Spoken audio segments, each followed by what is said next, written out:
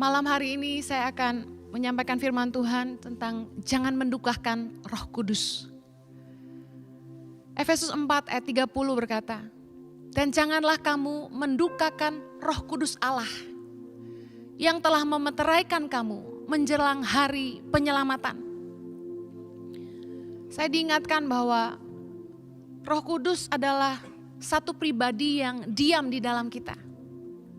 Seringkali dalam perjalanan iman, kita melupakan kehadirannya dalam hidup kita. Firman Tuhan mengatakan dalam Efesus 4 ayat 30, "Janganlah kamu mendukakan Roh Kudus." Mari kita belajar sama-sama apa yang bisa membuat Roh Kudus berduka. Tahukah Anda bahwa Roh Kudus merupakan harta yang indah yang Tuhan percayakan dalam hidup kita? Dalam 2 Timotius 1 ayat 14 berkata begini, "Peliharalah harta yang indah yang telah dipercayakannya kepada kita oleh Roh Kudus yang diam di dalam kita." Kita harus mengerti bahwa ada satu pribadi yang begitu berharga, yang Tuhan percayakan, Tuhan titipkan dalam hati kita. Tinggal di dalam kita, Rohnya yang kudus sendiri. Seringkali kita nggak aware, kita tidak menyadari kehadiran Roh Kudus di dalam hidup kita. Dan tahukah Anda bahwa firman Tuhan berkata, jangan mendukakan Roh Kudus. Berarti sesungguhnya satu pribadi ini, yaitu Roh Kudus yang diam di dalam kita, merasakan apa yang kita juga bisa rasakan. Bukankah kita juga bisa berduka? Demikian juga dengan Roh Kudus. Kita nggak suka dibuat sedih. Kita nggak suka orang bikin kita nangis. Sama dengan Roh Kudus. Roh Kudus tidak suka didukakan. Apa yang membuat Roh Kudus berduka? Yaitu ketika kita menolak mendengarkan bimbingannya. Dalam Yohanes 14 ayat 26 dikatakan begini. "Tetapi penghibur, yaitu Roh Kudus yang akan diutus oleh Bapa dalam namaku. Dialah yang akan mengajarkan segala sesuatu kepadamu dan akan mengingatkan kamu akan semua yang telah kukatakan kepadamu." Yesus menjanjikan seorang penghibur, yaitu Roh Kudus yang akan diutus oleh Bapa kepada kita. Roh Kudus yang pertama akan mengajarkan segala sesuatu kepada kita.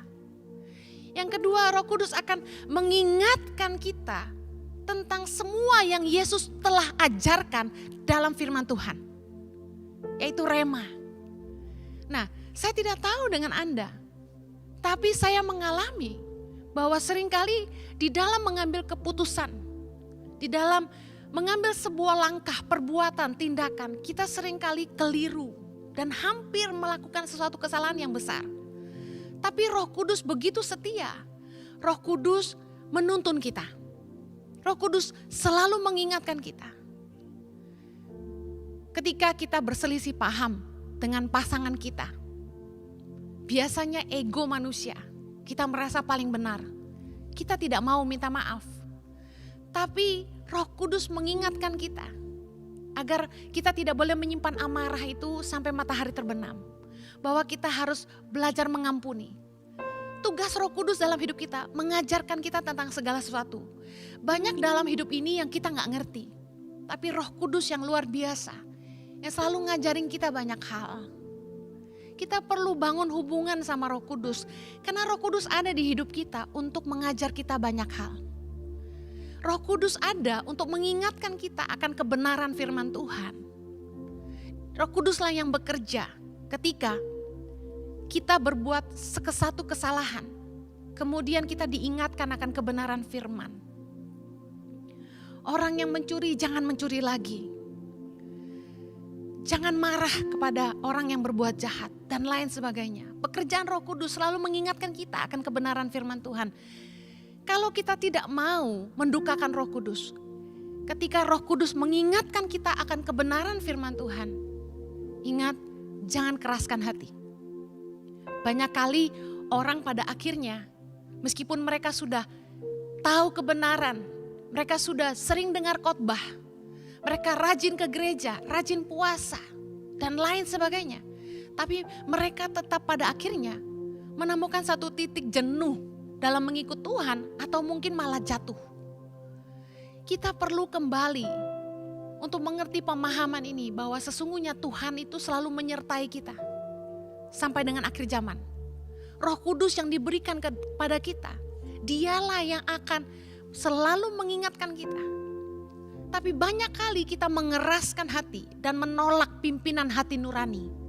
Tahukah Anda, keadilan Tuhan bagi semua umat manusia adalah kita semua diberikan hati nurani. Baik orang yang sudah kenal Yesus maupun belum.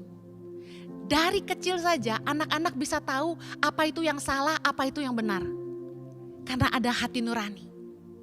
1 Timotius 1 ayat 19 berkata begini, beberapa orang telah menolak hati nuraninya yang murni itu, dan karena itu kandaslah iman mereka dalam perjalanan iman kita. Sebelum iman kita kandas, sebenarnya Roh Kudus sudah mengingatkan. Pergaulan yang buruk merusak kebiasaan yang baik. Bad friendship corrupt good habit. Kita yang dibesarkan di keluarga yang baik-baik, dibina dengan benar, tapi dikatakan karakter itu bisa korup hanya karena pergaulan yang buruk. Ketika kita mulai masuk ke satu komunitas yang salah, komunitas yang melemahkan iman kita, komunitas yang membuat kita jauh dari rencana Tuhan buat hidup kita, Roh Kudus ingatkan kita untuk berhenti dan kembali. Tapi seringkali kita menolak, kita mengeraskan hati. Kita lebih pilih teman-teman kita daripada suara kecilnya dalam hati kita. Ketika Roh Kudus menuntun supaya kita hidup dalam kekudusan. Ketika anak-anak muda diingatkan untuk jangan melakukan sesuatu yang mendukakan Tuhan. Jangan melakukan perbuatan-perbuatan yang tidak senonoh. Harus jaga kekudusan dalam pacaran. Sesungguhnya itu adalah tuntunan Roh Kudus dalam hati kita. Ketika kita melakukan kesalahan, kita merasa bersalah. 1 Tesalonika 4 berkata begini ayat ke-7. Allah memanggil kita bukan untuk melakukan apa yang cemar, melainkan apa yang kudus. Katakan amin. Ayat 8 bilang gini, karena itu siapa yang menolak ini bukanlah menolak manusia, melainkan menolak Allah yang telah memberikan juga rohnya yang kudus kepada kamu. Kenapa kita perlu banget jaga kekudusan dalam hidup kita? Kenapa kita orang percaya harus hidup dalam kekudusan? Karena ini, karena Tuhan telah mempercayakan rohnya yang kudus di dalam hidup kita. Dan itu akan sangat mendukakan Tuhan dan mendukakan rohnya dalam hidup kita. Dalam hati kita. Ketika kita menolak untuk hidup dalam kekudusan. Ketika kita mencemarkan bait Allah ini dengan perkara-perkara yang najis dan kotor. Dunia selalu menawarkan yang mengenakan daging kita. Uang selalu membutakan mata kita. Kekuasaan, nama besar selalu membuat kita jadi lupa diri. Tapi mari kembali kepada firman Tuhan. Jangan keraskan hati. Berhentilah berbuat dosa. Dan ambil langkah untuk mendekat kepada Tuhan. Allah yang kudus. Karena Dia kudus, maka kita akan jadi kudus. Salah satu karya Roh Kudus di dalam hidup kita adalah mengangkat selubung yang menutupi mata hati kita. Sehingga kita mengerti kebenaran dan dimerdekakan dari cara pikir kita dan hidup kita yang sia-sia. Saya mau kasih tahu bahwa tidak ada satu orang pun yang bisa menerima Yesus sebagai Tuhan dan Juru Selamat selain daripada pekerjaan Roh Kudus sendiri. Oleh karena itu, berdoalah untuk anak-anakmu. Berdoalah untuk pasanganmu yang belum kenal Tuhan. Berdoalah untuk keluargamu, untuk orang tuamu. Minta kemurahan Tuhan agar Roh Kudus melawat setiap mereka malam hari ini. Supaya kebenaran itu dibukakan. Selubung yang menutupi mata hati mereka yang membuat mereka buta dibukakan. Sehingga mereka boleh melihat Tuhan.